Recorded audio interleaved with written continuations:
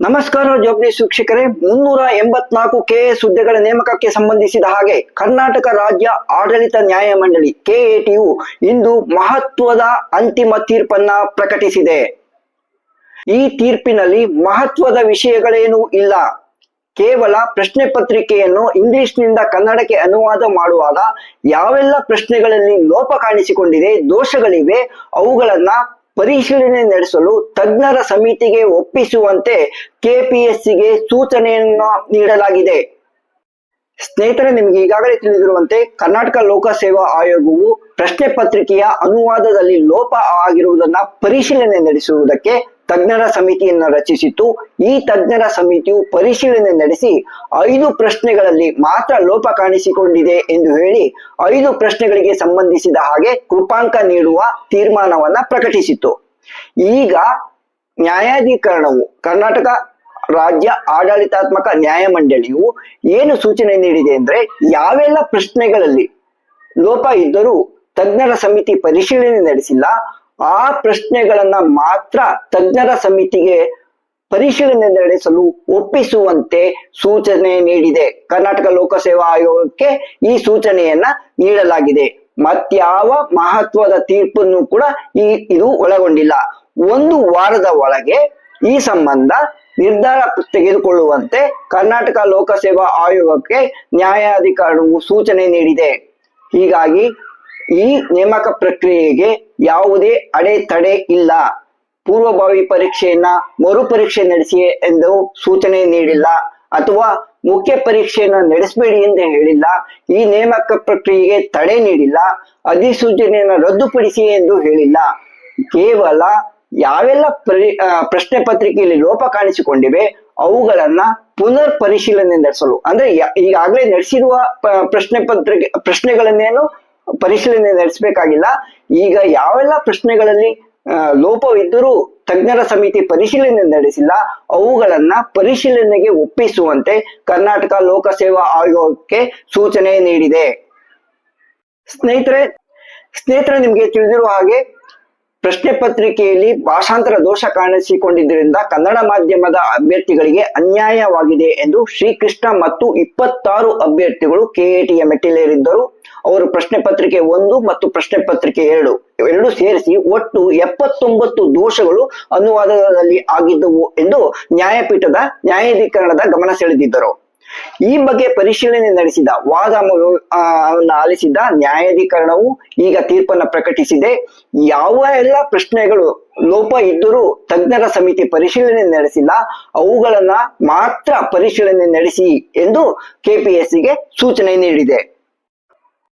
ಬಹುಶಃ ಕೆಪಿಎಸ್ಸಿಯು ನೇಮಿಸಿದ ತಜ್ಞರ ಸಮಿತಿ ಈಗಾಗಲೇ ಎಲ್ಲಾ ಪ್ರಶ್ನೆಗಳನ್ನ ಪ್ರಶ್ನೆ ಪತ್ರಿಕೆ 1 ಮತ್ತು ಪ್ರಶ್ನೆ ಪತ್ರಿಕೆ 2ರ ಎಲ್ಲಾ ಪ್ರಶ್ನೆಗಳ ಅನುವಾದದಲ್ಲಿ ಆಗಿರುವ ಲೋಪಗಳ ಕುರಿತು ಪರಿಶೀಲನೆ ನಡೆಸಿರುತ್ತೆ. ಹಾಗಾಗಿ ಈಗ ನ್ಯಾಯಾಧಿಕರಣ ಸೂಚನೆ ನೀಡಿದೆ ಎಂದು ಹೇಳಿ ಯಾವುದೇ ಪ್ರಶ್ನೆಯನ್ನ ಅನುವಾದದಲ್ಲಿ ಆಗಿರುವ ಲೋಪಗಳ ಸಂಬಂಧಿಸಿದ ಹಾಗೆ ಯಾವುದೇ ಪ್ರಶ್ನೆಯನ್ನ ತಜ್ಞರ ಸಮಿತಿಗೆ ಒಪ್ಪಿಸುವ ಅನಿವಾರ್ಯತೆ ಖಂಡಿತ ಇಲ್ಲ ಅನ್ಸುತ್ತೆ. ಹಾಗಾಗಿ ಈ ನೇಮಕ ಪ್ರಕ್ರಿಯೆಯಲ್ಲಿ ಈ ತೀರ್ಪು ಯಾವುದೇ ಮಹತ್ವದ ಬೆಳವಣಿಗೆಗೆ ಕಾರಣ ಆಗೋದಿಲ್ಲ. ಈಗಾಗಲೇ ಕೆಪಿಎಸ್ಸಿಯು ಮುಖ್ಯ ಪರೀಕ್ಷೆಯ ದಿನಾಂಕವನ್ನ ಪ್ರಕಟಿಸಿದೆ. ಈಗಾಗಲೇ ಅರ್ಜಿ ಆಹ್ವಾನಿಸಿರುವುದು ನಿಮಗೆ ಗೊತ್ತೇ ಇದೆ. ಮುಖ್ಯ ಪರೀಕ್ಷೆಯನ್ನ ಇದೇ ಮಾರ್ಚ್ 28ರಿಂದ ಆರಂಭಿಸಬೇಕಾಗಿರುತ್ತದೆ. ಆದರೆ ಈ ಪರೀಕ್ಷೆಯನ್ನ ಸ್ವಲ್ಪ ದಿನಗಳ ಕಾಲ ಮುಂದೂಡುವ ಸಾಧ್ಯತೆ ಇರಬಹುದು. ಯಾಕೆಂದ್ರೆ 1 ವಾರದ ಒಳಗಡೆ ನೀವು ಈ ಸಂಬಂಧ ಕ್ರಮ ತೆಗೆದುಕೊಳ್ಳಕ್ಕೆ ನೀವು ಸ್ವತಂತ್ರರು ಅಂತ ಹೇಳ್ಬಿಟ್ಟು ನ್ಯಾಯಾಧಿಕರಣ ಕೆಪಿಎಸ್ಸಿಗೆ ಹೇಳಿರೋದ್ರಿಂದ ಇದೊಂದು ವಾರದಲ್ಲಿ ಮುಂದೇನ್ ಮಾಡ್ಬೇಕು ಅಂತ ಕೆಪಿಎಸ್ಸಿ ತೀರ್ಮಾನ ತೆಗೆದುಕೊಳ್ಳುವ ಸಾಧ್ಯತೆಗಳಿರ್ತವೆ. ಹಾಗಾಗಿ ಮಾರ್ಚ್ 28ರಂದು ಪರೀಕ್ಷೆ ಆರಂಭಗೊಳ್ಳದೇ ಇರಬಹುದು. ಆದ್ರೆ ಮುಂದೆ ಈ ಪರೀಕ್ಷೆಯನ್ನ ನಡೆಸಲು ಕೆಪಿಎಸ್ಸಿಗೆ ಯಾವುದೇ ಅಡೆತಡೆ ಈಗ ಸದ್ಯಕ್ಕಂತೂ ಇಲ್ಲ. ನೀವು ಜಡ್ಜ್ಮೆಂಟ್ ಕಾಪಿನ ನೋಡ್ತಾ ಇರ್ಬೋದು. ಫುಲ್ ಜಡ್ಜ್ಮೆಂಟ್ ಕಾಪಿ ಇಲ್ಲಿದೆ. ಇದರೊಳಗೆ ಏನಂತಂದ್ರೆ ಯಾವೆಲ್ಲ ವಿಷಯಗಳ ಸಂಬಂಧಿಸಿದ ಹಾಗೆ ಕೆಪಿಎಸ್ಸಿ ಮತ್ತು ಅಭ್ಯರ್ಥಿಗಳ ವಕೀಲರು ವಾದ ಮಂಡಿಸಿದ್ದಾರೆ, ಅವರು ಏನ್ ಹೇಳಿದ್ದಾರೆ, ಅದಕ್ಕೆ ಸಂಬಂಧಿಸಿದ ಹಾಗೆ ಈ ಹಿಂದೆ UPSCಯಲ್ಲಿ ಸಂಬಂಧಪಟ್ಟ ಆಗಿರ್ಬೋದು, ಬೇರೆ ಕಾಂಪಿಟೇಟಿವ್ ಎಕ್ಸಾಮ್ಗಳಿಗೆ ಸಂಬಂಧಪಟ್ಟ ಆಗಿರ್ಬೋದು, ಯಾವೆಲ್ಲ ತೀರ್ಪು ಬಂದಿವೆ ಅವುಗಳನ್ನ ಆಧಾರವಾಗಿಟ್ಟುಕೊಂಡು ಕರ್ನಾಟಕ ಆಡಳಿತಾತ್ಮಕ ನ್ಯಾಯಮಂಡಳಿಯು ಈ ತೀರ್ಪನ್ನ ಪ್ರಕಟಿಸಿದೆ. ನ್ಯಾಯಮಂಡಳಿಯ ನ್ಯಾಯಾಂಗ ಸದಸ್ಯ SY ವೈಟವಟಿ ಮತ್ತು ಆಡಳಿತ ಸದಸ್ಯ ಅಮಿತಾ ಪ್ರಸಾದ್ ಅವರು ಈ ಪ್ರಕರಣದ ವಿಚಾರಣೆಯನ್ನು ನಡೆಸಿದ್ದರು. ಜನವರಿ 28ರಂದು ಈ ಸಂಬಂಧ ಅರ್ಜಿ ಸಲ್ಲಿಕೆಯಾಗಿತ್ತು. ಈ ಪ್ರಕರಣದ ವಿಚಾರಣೆ ಆರಂಭಗೊಂಡಿತ್ತು. ಮಾರ್ಚ್ 13ರಂದು ಅಂತಿಮ ವಿಚಾರಣೆಯನ್ನು ನಡೆಸಲಾಗಿತ್ತು. ನಿನ್ನೆ ಅಂದ್ರೆ ಮಾರ್ಚ್ 19ರಂದು ಈ ಪ್ರಕರಣದ ವಿಚಾರಣೆಯನ್ನು ಅಂತಿಮಗೊಳಿಸಿ ತೀರ್ಪನ್ನ ಪ್ರಕಟಿಸಲಾಗಿದೆ. ಈಗ ತೀರ್ಪು ಹೊರಬಿದ್ದಿದೆ. ಈ ಅನ್ಯಾಯವಾಗಿದೆ ಎನ್ನುತ್ತಿರುವ ಕನ್ನಡ ಮಾಧ್ಯಮದ ಅಭ್ಯರ್ಥಿಗಳು ಏನ್ ಮಾಡ್ತಾರೆ, ಮುಂದೆ ಏನ್ ಮಾಡ್ಬೇಕು ಅಂತ ಯೋಚನೆ ಮಾಡ್ತಾ ಇದ್ದಾರೆ. ಈಗಾಗಲೇ ಅಕ್ಸಾ ಸಂಘಟನೆ, ಅಭ್ಯರ್ಥಿಗಳ ರಾಜ್ಯ ಮಟ್ಟದ ಸಂಘಟನೆಯಾದ ಅಕ್ಸಾ ಸಂಘಟನೆ ಈ ಪ್ರಕರಣದ ವಿರುದ್ಧ ಅಂದ್ರೆ ಏನು ಅನ್ಯಾಯವಾಗಿದೆ, ಇದನ್ನ ನಾವು ಹೈಕೋರ್ಟ್ ನಲ್ಲಿ ಪ್ರಶ್ನೆ ಮಾಡ್ತೇವೆ ಅಂತ ತಿಳಿಸಿದ್ದಾರೆ. ಅಲ್ಲದೆ ಅಕ್ಷರ ಸಂಘಟನೆ, ಇನ್ನೊಂದು ಸಂಘಟನೆ ಏನಿದೆ ಈ ಪ್ರಕರಣದಲ್ಲಿ KIT ಮೆಟ್ಟಿಲೇರಿದ್ದ ಅಕ್ಷರ ಸಂಘಟನೆ ಕೂಡ ಈ ಪ್ರಕರಣವನ್ನ ಹೈಕೋರ್ಟ್ಗೆ ಕೊಂಡೊಯ್ಯುವುದಾಗಿ ಈಗಾಗಲೇ ಅಧಿಕೃತವಾಗಿ ಪ್ರಕಟಿಸಿದೆ. ಇದಲ್ಲದೆ ಮರು ಅಧಿಸೂಚನೆಯನ್ನು ಹೊರಡಿಸಬೇಕು. ಈ ಅಧಿಸೂಚನೆಯನ್ನು ರದ್ದುಪಡಿಸಿ ಕನ್ನಡ ಮಾಧ್ಯಮದ ಅಭ್ಯರ್ಥಿಗಳಿಗೆ ಅನ್ಯಾಯವಾಗುತ್ತಿರುವುದರಿಂದ ಈ ಅಧಿಸೂಚನೆಯನ್ನು ರದ್ದುಪಡಿಸಿ ಮರು ಅಧಿಸೂಚನೆ ಹೊರಡಿಸಬೇಕು ಅಂತ ಒತ್ತಾಯ ಮಾಡ್ತಿರುವ ಕನ್ನಡ ಮಾಧ್ಯಮದ ಅಭ್ಯರ್ಥಿಗಳು ಅಕ್ಸಾ ಸಂಘಟನೆ ಮತ್ತು ಕರ್ನಾಟಕ ರಕ್ಷಣಾ ವೇದಿಕೆಯ ನೇತೃತ್ವದಲ್ಲಿ ಬೃಹತ್ತಾದ ಒಂದು ಹೋರಾಟವನ್ನ ಕೈಗೊಳ್ಳಲು ಈಗಾಗಲೇ ತೀರ್ಮಾನಿಸಿದ್ದಾರೆ.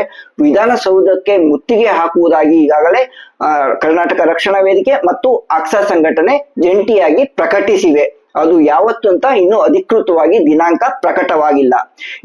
ಈ ನಡುವೆ ನಿಮಗೆ ಗೊತ್ತಿದೆ ವಿಧಾನಸಭೆಯಲ್ಲಿ ಏನೆಲ್ಲ ಆಯಿತು, KPSC ಕುರಿತು ಏನೆಲ್ಲ ಚರ್ಚೆ ನಡೆಯಿತು, ಹೈಕೋರ್ಟ್ ನಲ್ಲಿ ಬೇರೆ ಪ್ರಕರಣದ ವಿಚಾರಣೆ ಸಂದರ್ಭದಲ್ಲಿ ನ್ಯಾಯಾಧೀಶರು ಏನೆಲ್ಲ ಹೇಳಿದ್ರು, ಒಟ್ಟಾರೆ KPSC ಬಗ್ಗೆ ಈಗ ಯಾವ ರೀತಿಯ ವಾತಾವರಣ ಕ್ರಿಯೇಟ್ ಆಗಿದೆ, ಯಾವ ರೀತಿಯ ಅಭಿಪ್ರಾಯ ಇದೆ ಅನ್ನೋದು ನಿಮ್ಗೆ ಗೊತ್ತೇ ಇದೆ. ಸಮಾಜದಲ್ಲಿ KPSCಯ ಸ್ಥಾನ ಪಾತಾಳಕ್ಕೆ ಬಿದ್ದಿದೆ. ಈ ಹಂತದಲ್ಲಿ KPSCಯು ಯಾವ ರೀತಿಯ ನಿರ್ಧಾರ ತೆಗೆದುಕೊಳ್ಳುತ್ತೆ ಎಂಬುದು ಈಗ ತೀವ್ರ ಕುತೂಹಲಕ್ಕೆ ಕಾರಣವಾಗಿದೆ ಸ್ನೇಹಿತರೆ. ವಿಧಾನಸಭೆಯಲ್ಲಿ ಮುಖ್ಯಮಂತ್ರಿಗಳು ಪ್ರಕಟಿಸಿದ್ದೇನೆಂದ್ರೆ ಈ ಪ್ರಕರಣ ನ್ಯಾಯಾಲಯದಲ್ಲಿ ಅಂದ್ರೆ KITಯಲ್ಲಿ ವಿಚಾರಣೆ ನಡೆಯುತ್ತಿರುವುದರಿಂದ ಈ ಅಧಿಸೂಚನೆಯನ್ನ ರದ್ದುಪಡಿಸಿ ಮರು ಅಧಿಸೂಚನೆ ಹೊರಡಿಸುವ ಬಗ್ಗೆ ಆಗ್ಲಿ ಅಥವಾ ಈಗ ನಡೆದಿರುವ ಪೂರ್ವಭಾವಿ ಪರೀಕ್ಷೆಯನ್ನು ರದ್ದುಪಡಿಸಿ ಹೊಸದಾಗಿ ಪರೀಕ್ಷೆ ನಡೆಸಿ ಎಂದು ಸೂಚನೆ ನೀಡುವುದಾಗ್ಲಿ ಮಾಡಿರ್ಲಿಲ್ಲ. KITಯಲ್ಲಿ ಈ ತೀರ್ಪು ಈ ಪ್ರಕರಣ ಇರೋದ್ರಿಂದ ತೀರ್ಪು ಏನ್ ಬರುತ್ತೆ ಆಮೇಲೆ ನಿರ್ಧಾರ ತೆಗೆದುಕೊಳ್ಳೋಣ, ಆದರೆ ಮರು ಪರೀಕ್ಷೆ ನಡೆಸುವ ವಿರುದ್ಧ ನಾನಿಲ್ಲ ಅಂತ ಅವ್ರು ಹೇಳಿದ್ರು. ಸೊ ಈಗ ರಾಜ್ಯದ ಮಾನ್ಯ ಮುಖ್ಯಮಂತ್ರಿಗಳ ಅಂಗಳದಲ್ಲೂ ಈ ಪ್ರಕರಣ ಇದೆ. ಅವರು ಯಾವ ತೀರ್ಮಾನವನ್ನ ಪ್ರಕಟಿಸಲಿದ್ದಾರೆ ಎಂಬುದನ್ನು ಕೂಡ ನಾವು ಕಾದು ನೋಡಬೇಕಾಗಿದೆ. ಈ ಮಾಹಿತಿಯೊಂದಿಗೆ ಈ ವಿಡಿಯೋವನ್ನ ಇಲ್ಲಿಗೆ ಮುಗಿಸುತ್ತಿದ್ದೇನೆ. ಉದ್ಯೋಗ ಜಗತ್ತಿನ ಮತ್ತಷ್ಟು ಸುದ್ದಿಗಳೊಂದಿಗೆ ನಿಮ್ಮನ್ನ ಮತ್ತೆ ಭೇಟಿಯಾಗುತ್ತೇನೆ. ಅಲ್ಲಿಯವರೆಗೆ ನಮಸ್ಕಾರ.